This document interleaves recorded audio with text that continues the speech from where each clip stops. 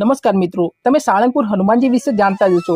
બોટાદ જિલ્લાના બરવાડા તાલુકામાં સાળંગપુર ગામે હનુમાનજીનું મંદિર આવેલું છે। આ મંદિર ભક્તોમાં કષ્ટ નિવારવા માટે તેમજ જેમને ભૂત પ્રેત કે અનિષ્ટ તત્વોથી પીડાતા હોય તેવા લોકો માટે આ મંદિર ઘણું સત્કારિત તેમજ ચમત્કારિક મનાય છે।